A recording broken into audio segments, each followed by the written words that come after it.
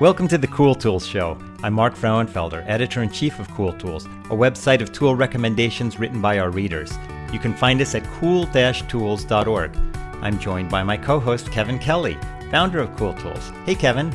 Hey, it's great to be here. In each episode of the Cool Tools Show, Kevin and I talk to a guest about some of his or her favorite uncommon and uncommonly good tools they think others should know about. Our guest this week is Cooper Bates. Cooper co-founded the world's first designer breath mint company, Hint Mint. Cooper also created the TEDx concept, and then he co-founded and produced TEDxSkidRow. He's a playwright currently touring 2 award-winning solo shows, as well as being the founder of the card game I Think, Therefore I Question. And Cooper, every time I look at my Audrey Kawasaki Thin Mint or Hint Mint collection, I think of you. So thank you very much. How are you doing? I'm very well. Thank you very kindly. It's a beautiful day and I got my health, so got my family here. So what else is there? Yes, we're really delighted that you're joining us, and we can't wait to hear what you have to tell us about. Well, same here. So let's get crack-a-lackin', which is one of my favorite new words. Okay. Sounds good. Tell us about the Yeti 400. Oh man. The Yeti 400. Okay. Well, a little context. We are big campers. And we have a Eurovan. And so I like to go out on my own sometimes also to just be able to write, as I am a playwright, you know, and you need power. You need power. And so I've had battery chargers and, and all kinds of stuff. But the thing that has saved the day for me is this thing called the Yeti 400. It's the size of a car battery, so it's kind of heavy, but it's an amazingly beautifully designed compact powerhouse. It's the one that I have is a Goal Zero, so it's called Goal Zero Yeti 400. It has 2 ports, so like if you 120 ports. So if you wanted to plug in like a small lamp or a small fan or anything with a ground, that you plug into a wall, you can do like that. AC, like regular AC power. So is it a generator? Is it generating this power like a gasoline generator? It stores the power, so you plug it in. It's a big battery. It's just a storage battery. Oh, cool! Exactly. Charge it at home and then take it on your trip. Yeah, with a big handle on the top. So you can charge. I don't actually know. I've never tried it, but it's also got a cigarette port here too. I don't know if you could charge it in your car while you're driving, but probably. It's also got 2 USB ports on it. So. And it'll charge. The great thing is, if you shut off your Wi-Fi, if you shut off your Bluetooth on your computer, I can run my computer for 3 days on it. If I dim the screen a little bit too, which is very cool. And if I want to just have it around to make sure that my phone's charging, I can recharge my phone 30 times with it. So that's incredible. That's so nice. Yeah, it's very cool. And you can also get solar panels for it, which I haven't quite done because I haven't had a need for it. And how would you normally recharge it? Bring it home and just plug it into the. And how long does it take to recharge when you plug it in? I mean, if you kill this thing, it'll take 6 to 8 hours. So you kind of have to be ready for it. But if you, what I also do is I cheat a little bit. I'll be honest with you. There's tons of coffee shops all over the place, and or a laundromat. And if I'm really desperate, and I don't want to go into the night with no charge, then I'll go in. I'll work in there and I'll just charge it. It's not a big deal. It's pretty inconspicuous, to be honest with you. And so it's a lead acid battery, which is exactly like the kind you have in your car, which means that it's heavy because it's lead. Yeah. But that's also why it's so dependable, is because it's But have you looked at a lithium ion version, or one of the more modern ones? There's one on Kickstarter that I was looking at that was lithium ion, and it looked very cool. It's a lot lighter. It's a lot smaller.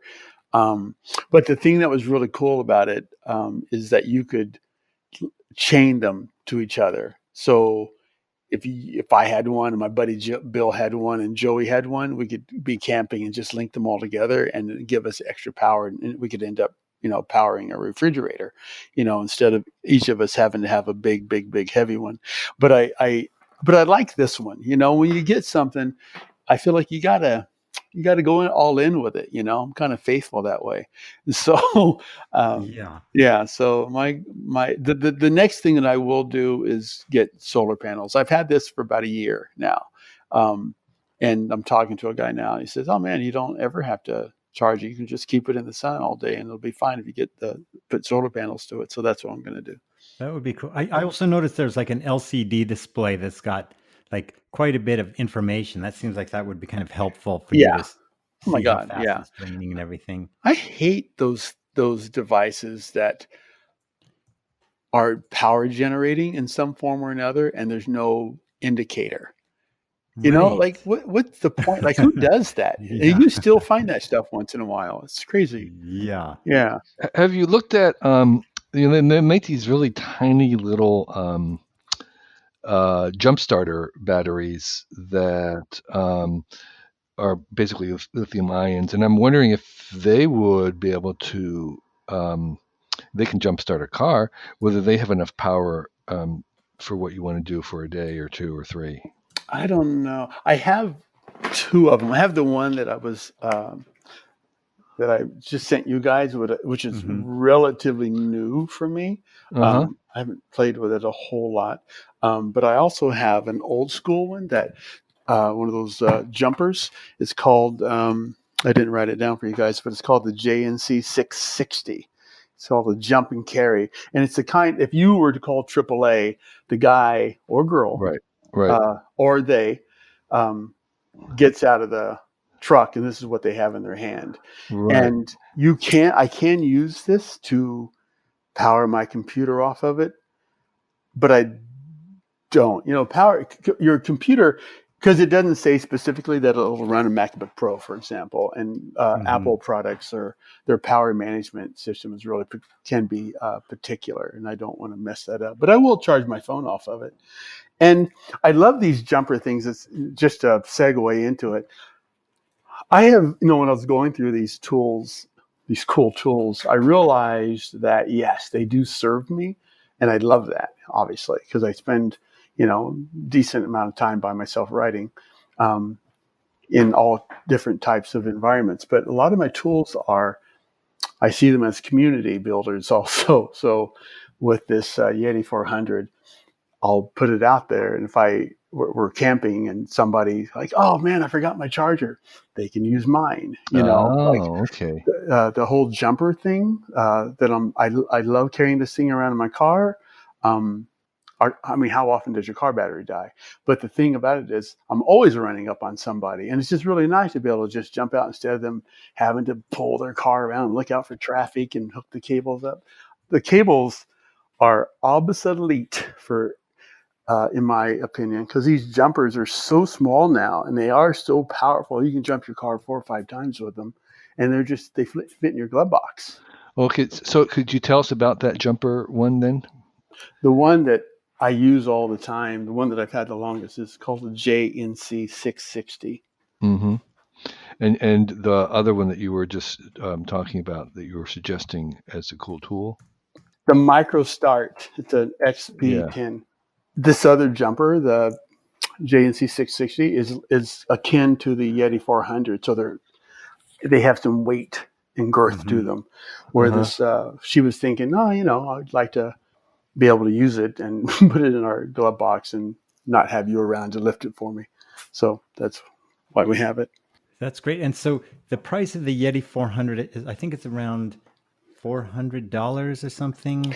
Yeah, they range, Hmm. because I think there's one smaller and then there are two that are bigger. Um, so anywhere from 250 roughly to about $1,300. This one that I have is right in that $400 sweet spot. Okay, cool. And I mean, it's 396 watt hours, which is an awful lot. And like compared to like a typical phone charger that might be like, 10 watt hours. Yes. For a typical one. So it's like you're looking at 50 times as much juice. Yes. Which explains why you can charge your phone so many times, I guess. Yeah. Yeah. That's good. Yeah. So next on your list, you have another Yeti item that you like, and it's a cooler of some kind. Is it the same Yeti company? Is it? Yeah. It is. Okay. All right. I'm a nut. There's two family companies that I spend way too much time and money with, and one is Apple, and one is Yeti. So I have a Yeti Tundra ice cooler, and this thing is a rock star, man. It is amazing. So the best use out of it. So if you want to go do some barbecue and you're going to go out with a bunch of people for the weekend, and everybody wants to have cold beer, you could if you filled this thing to the top with ice and just shut it, and no matter how hot it is outside, the cubes will stay intact for about 4 to 5 days. Wow. If you end up putting drinks in it and you take drinks out, you can do that all weekend, and then you'll still have ice like we take off on a Friday, we'll still have ice in there on Sunday. But its kryptonite is when you put hot stuff in it all the time. Like you'll open it up, you'll take something else out, and you'll put something warm or room temperature in it to cool it down. Well, that obviously works against the whole system. But as long as you're not putting anything warm in it, you'd be amazed at how long the ice lasts. And you can sit on it. It's really rugged. You could stand on it. It doesn't really scratch that easily. The texture is really like a really dense plastic. It's bear proof. So you can put a lock on it, like one of those real thin cable locks that you would lock a bike up with, and then hook it to a tree, and nobody will. Wow. Well, people typically campers are not dirty and they're not going to steal your stuff. But the important thing is that you can leave your food in it, and it's bear proof. I see it comes in a variety of sizes. Do you have the biggest one or? Yeah, I can't remember 45? 45 gallons, yeah. 45 cubic, 45 is not gallons, it's 45 cubic or whatever it is. I can't remember that. I think the largest actually may be a 65. Oh, okay. Yeah. Okay, that's so you have somewhere to move up to. You're not done yet. No, I do. We have a limited space in our van though, so I'll probably never do that. Right. I noticed it's $300, so it really is like the Apple. Yeah, it is. It is coolers because you're paying for it, but it sounds like it's worth it. You really are recommending this. I do recommend it. Mm-hmm. I love money. I love my money. So I'm not really joyous to part with it all the time. But when things make me happy, it works for me. And again, when I feel so proud when somebody will say, "Hey, man, can I use your Yeti cooler this weekend?" It just makes me smile. That's cool. Because I love that. Yeah. And it comes in different colors, it looks like, as well. Yeah, different colors. They also have different Yeti. They are an outdoor adventure company. That's what they do. So they do it well. So they have soft coolers. They have hard coolers. They have small coolers. They have big coolers. They have water bottles. I was going to get into my whole water bottle collection, but I thought, whatever. But they do really well. The soft ones, I've never used them. I've thought about it, but they're almost coolers. They look like those big, sturdy Trader Joe's refrigerator bags that but those big, they're insulated bags. Yeah, but they're better designed and they're good looking. But they're almost the same price. I'm like, man, I feel like if you're going to do it, you might as well. I can't stand on that bag. Put it that way. Right, you can't sit on it. Yeah, can't sit. Yeah. So this one is like multi-purpose. So some of them have wheels, wheel version. Do you have a wheeled version? We do not, and that sucks. It sucks, and it's a beautiful thing because one thing, it really makes me. Um, I'm aware that I'm working out when I'm hauling that thing around, but I'm the only one who can haul it around. So there is that downside, Right. and you're not gonna go backpacking with it. Whereas I wouldn't go backpacking necessarily with a wheeled one, but I would hit the trail and do like a half mile in. But with this, there's no way. It stays in right outside the car. Right. I can make it to the picnic table with it. Very cool. And then it fills with water, so must be a drain and all that usual kind of stuff for. Yeah. There's a drain on the side, and it's a high quality drain. So every time you get home, or you just uncork it and let the water drain out, you leave it open, and then when it dries out, you screw it back in. Those corks are expensive if you lose them, like $40. So keep an eye It's on like them. Apple stuff. Yeah, exactly. And it's got a cool, like a rack, like a tray that you can put on the inside of it. That's really good quality iron, or wire. Is that to like keep stuff away from touching the ice? Yeah. Or? So you can put your butter in there, and the stuff that is more so it doesn't sensitive to float water. away, Yeah, basically. yeah, exactly. Okay. And you can get big Cool. ones and small ones, and we have one that takes up about half the size of the top of the, so it's great. I can't say enough about that thing. I love that thing. We've had that about a year also. Very nice. Yeah. So it looks like we've got a theme here. We're going to talk about another piece of gear that looks like it's good for the outdoors. It's a lamp, or like a light. Oh yeah. Interesting. Illuminate. Yeah. I met really that cool. woman at a conference a few years ago, and I can't remember her story exactly, but she was the Shark founder, Tank, maybe. and she made these bags. She made these lights that are solar powered lamps, effectively. And I got one for free. It was in the goodie bag, and I brought it home. I didn't really think too much about it, and it was all packed up. Like it's about the size of a. It's a little bit. It's longer than one of the like a modern wallet, but it's real thin like that. And when you unfold it, it's about the size of a book, and you can blow it up, or you can keep it deflated. Either way, it illuminates the room. You get more room, kind of more of a glow if you blow it up, and it'll last hours on a single sort of solar charge. I loved it so much. Does it have a built-in solar panel on it? It does. It does. Nice. That's what that thing is on the front, and it has two modes for brightness, like a bright and then a dimmer version of the bright. It's got a handle. And it's very, and it's pretty, and it's durable. It is. I got mine in a goodie bag. I ended up buying about 15 of them. They're around $20, and I took them to Africa. I was doing helping a team make a documentary about the nomads, and I just happened to take them. I was giving them. My intention was to give them away to people that I felt like, oh, I like you. I want to make you happy, and here's an American sort of like prize just for for making me smile or whatever. But I ended up learning that a lot of women perish along with their kids in childbirth, and a big reason is because there's no light.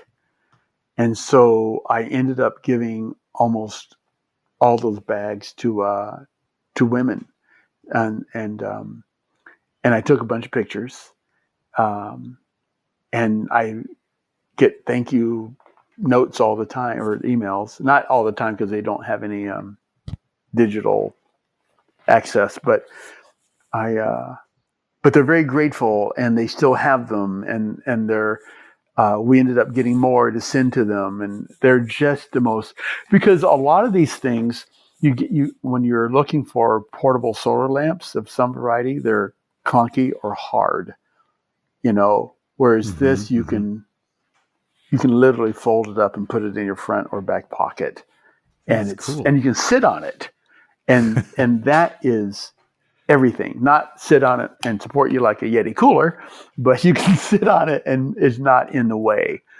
And right. like, I see what you mean. Or not break it. Yeah, exactly.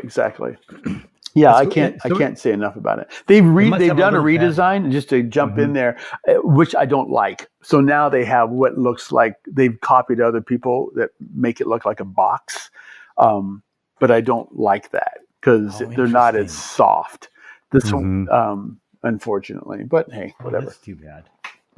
Okay, well, so the Luminade, and I see they have like an upgraded version that has a little phone charger too, so that you can not only light up things but charge your phone. That's kind of cool. That is pretty cool. I'll give them that. Maybe I'll get one and give it a try. Thank you.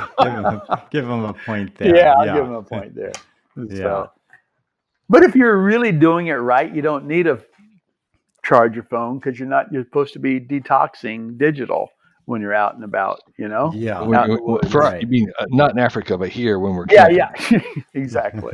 So, I mean, come on, you got to unplug sometimes. Yeah, for sure.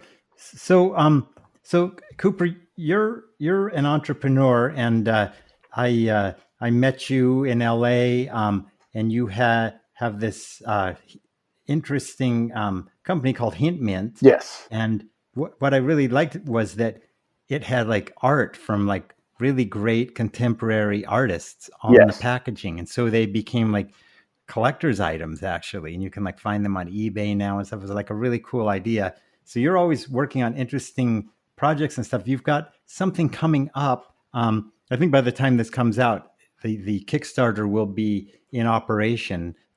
Tell us about this card game that you've created, and what its purpose is, and how people who are interested in it can participate. My pleasure. So yeah, I don't know if you recall, but when we met, obviously I like to talk and I like to ask a lot of questions. I think that questions are our greatest hope to really get to know people instead of just sort of small talking, right? Obviously, people complain about small talk quite a bit. So I've been at this question thing a very long time. When I was in high school, literally, I was graduating and I went to say goodbye to somebody's mother, or to somebody's, my best friend's family. And then his mother gave me a hug and said, I'm going to miss you because you ask interesting questions. And I was really struck by that.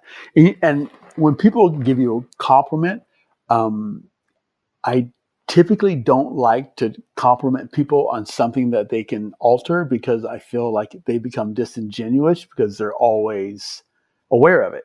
So I suffered from that a little bit for a few years, but then I realized that my intent is that I'm always interested in people. So I just kind of kept it up. And so here we are, we have the company, and we've kind of semi-retired from it. And I needed another project. And then COVID came around. And I was like, oh, wow. And then my plays started getting canceled too. So I was like, hey, here's a good opportunity for me to develop this card game. Even though I'd been collecting questions for years and years and years. And so that's what I have. And the difference between how does the game work? Could you just describe, first of all, what the game looks like and how you play it briefly? Absolutely. So it's a conversation deck predominantly. The game is how you can, there's nothing to win but getting to know each other better. So if you're sitting around a table, for example, there are ways that you can play it. You can go around the table and say, okay, we're going to ask this question. And whoever has the best answer gets to keep that card, right? And then whoever has the most cards at the end of the, however many cards you go through, is the winner. Or you could play it where the backs of the cards have questions, obviously, but they're all color coded also. And so let's say if you and I, Mark, sat down and you chose red, Mark chose blue, and I chose blue. Well, every card that has blue on it, that's the card that both Mark and I would have to answer. going through the deck. So there's that kind of thing. And then there's these key cards that are in it also. So if a card made you uncomfortable, you could pass on it, but you could only pass on one question.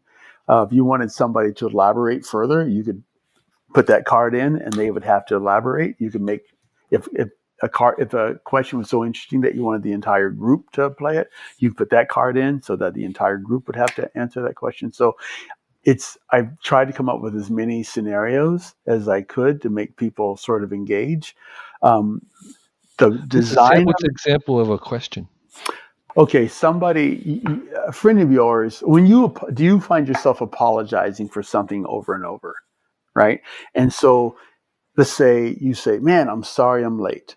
I'm sorry I forgot to get you dinner. I'm sorry I did this. I'm sorry I did that. Well, at some point, have you ever really thought about what your apology means to the other person? Like, have you ever checked in with that? And so then, does your apology, is it really just an excuse? Are you saying, excuse me, instead of I'm sorry? Because when you're saying I'm sorry, you're really saying that I'm going to alter my behavior. So that is a question but it's more concise on the card. Another question is, where do souls come from? Do you think that souls are, like there's an infinite number of souls out there in the universe somewhere, and then when you're born, a soul just comes down and fills the body? Or are souls recycled every time somebody dies? If you had to go for a Guinness Book of World Records, you absolutely had to, what would it be? And so there's one question per card, and then you have a box. It's like kind of a very nice made box, and then there's, I guess, instructions or for how to play with the cards. Yes. And so this will be a Kickstarter, and I'm curious in a kind of meta level about the production. This is an artifact. This is a well-made, good-looking box and everything. Is that? I mean, just overseeing the production of that is a full-time job in one sense. What have you learned or discovered about doing that? What I've learned about production, I learned effectively when we produced Hint Mint, when we launched that company 20 years ago. It's the same process. No matter what you're making, you still have to first of all, you have to find somebody or do it yourself, but you have to design. You have to think out your project, and then check out the market and see if there's a place for you, and then figure out where that is. If you're like low end or broad or high end or whatever, then you have to design it. Then you have to like find a manufacturer. Then you have to it's very, very, very complicated, but it's like, I always akin it to producing a movie, because there's a lot of parts, and you need a lot of participants in order to like bring it all together. I've had a lot of fun with this. I want this product to be really beautiful because I am an artist in my heart. And so I want it to appeal to people and move people even when it's on the shelf. And it's called I Think Therefore I Question, with sort of an adaptation of Rodin's Thinker. And so when people see it, and it's a black box, and it's a heavy duty chipboard box, like an Apple iPhone box, for example. And when they read the title, I Think Therefore I Question, I want them to mull that over, and that should be something that they adopt for their lifestyle, like just thinking and questioning everything. So if they end up getting the box, maybe they get one for themselves because they love it, and then once they get into it, they'll get another one for their friends. This idea also, like every time I go to somebody's house for dinner, I used to take a bottle of wine because you want to bring something for the host. But then when I started producing events like these TEDx events or Idea Projects events, I always noticed that our events were slightly different than every other event that I went to. And when I go to functions or birthday parties or dinner parties or conferences or whatever, a lot of people are left to their own devices. They just like, they don't know anybody. And if they bring somebody, they stick to that one person, the whole time. Where we always tried to make sure that everybody had an experience. So we would actually hire people whose sole job was to go talk to people if they saw people standing by themselves. And then every time we have a dinner party, I want people to be one conversation around the table, instead of, all this noise that's just ricketing back and forth. And so that's what this deck is. And if you buy a deck, I think it makes a great dinner party gift. You can give it to your host and you can say, I think this will give you more joy for a longer period of time than any bottle of wine I could bring over here. Right. So the technical term for that single conversation is called a Jeffersonian conversation. And we employ it both at the Long Now Foundation when we have our dinners, and also when I do my walk and talks, which we have a group of people. We walk for a week somewhere as a group, and we have the single conversation, single topic at dinner, and that's always the highlight. Man. That's always the highlight cool. for the entire week, and people remember those forever because everybody gets to nominate one subject. But the idea of having around a question would be really cool. It's a neat idea. And looking at your picture of the box on the Kickstarter page, it reminds me a little bit of the set of cards that Brian Eno made, the oblique strategies. Have you ever seen those? No, actually. So Brian Eno made a deck of cards, and it's nicely produced, really smart. A little box. The box looks very similar to your box. And the purpose of the cards were prompts to use when you were stuck creatively, when you were didn't know what to do, when you were looking for inspiration, and they were prompts to do things like ignore the middle, stop. What would your mother do?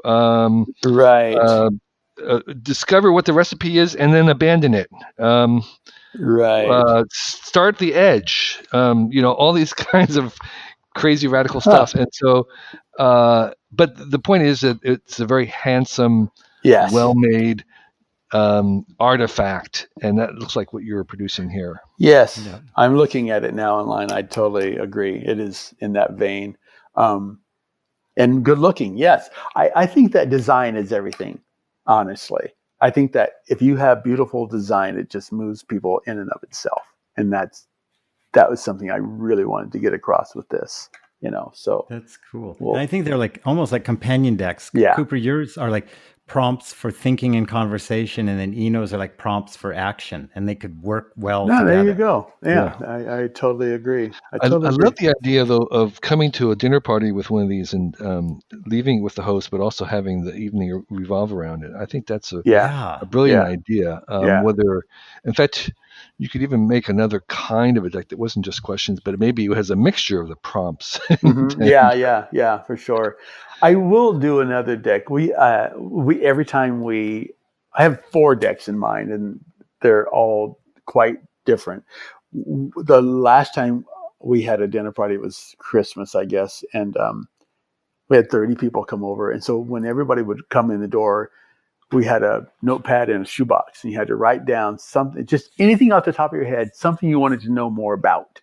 And it was absolutely, you were obliged to do this. And so everybody participated. And then when halfway through dinner, we brought the box out and put it in the center of the table, and everybody reached in and took out something. And then they had to answer that question that was on the paper as if they were an expert on the subject.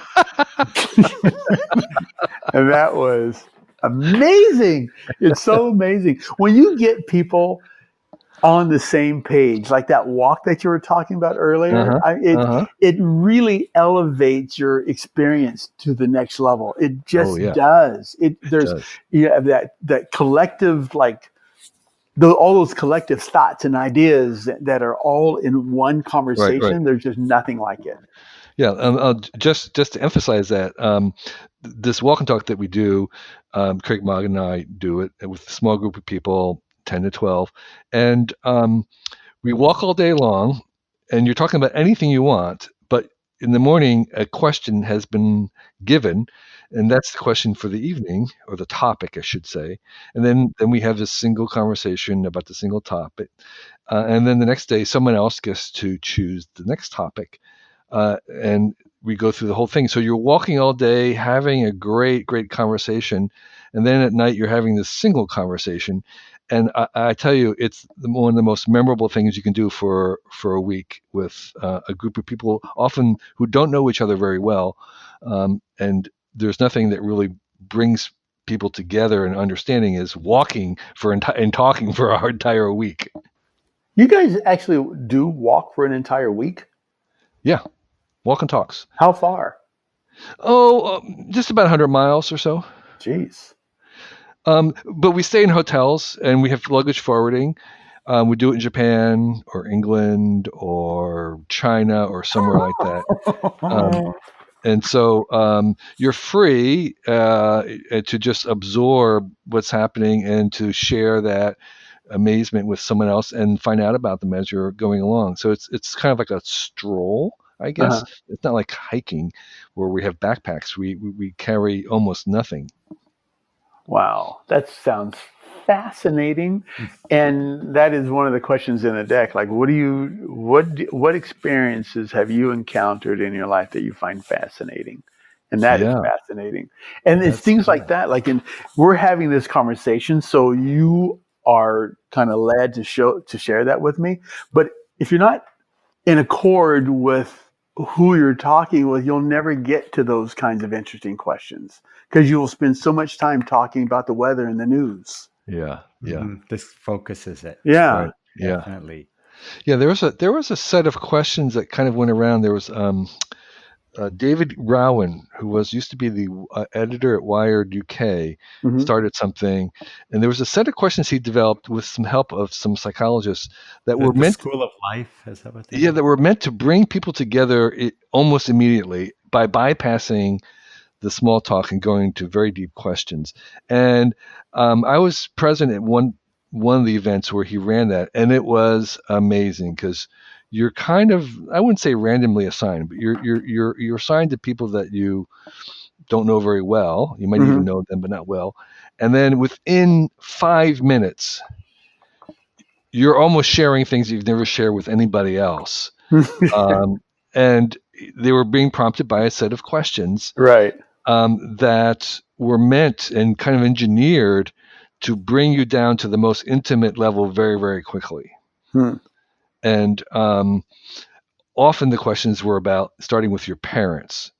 Okay, and so that would very quickly lead people to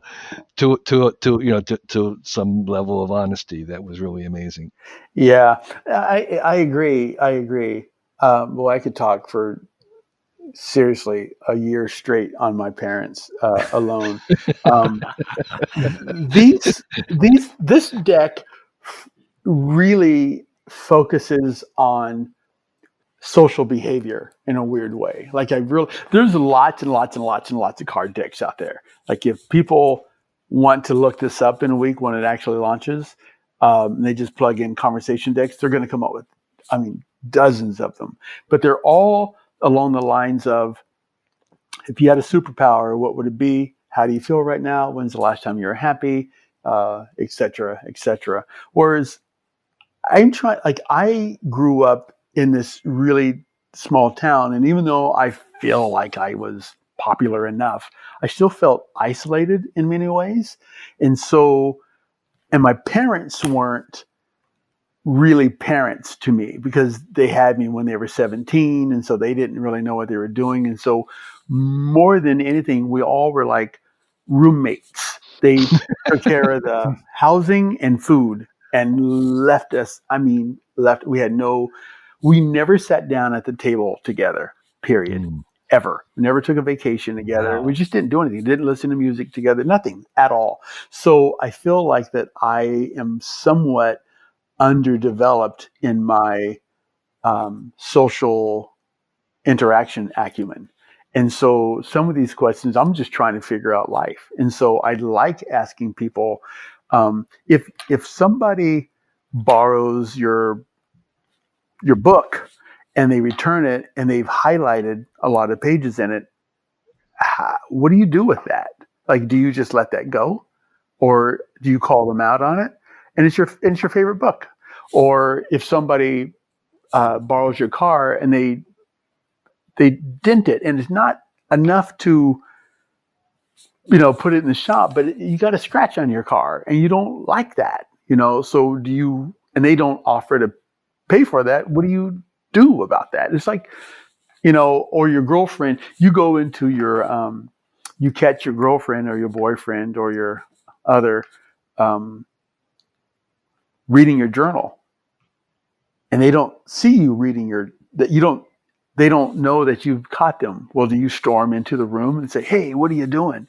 Or do you kind of back out, because now you get a chance to let them come to you on their terms, and then you get to see what kind of trust you have or don't have between that person. It seems like every day I'm running up against something that I just kind of don't know how to play it. And so it's been fun to ask other people these things. And it's amazing how people open up about that as well. That sounds so great. Could you tell us what's the best place that people can go to find out about the Kickstarter and you and your photography and all that? Do you have one place that's like a great jumping off point for everything about Cooper Bates? CooperBatesPhotography.com probably has the most information about me right now.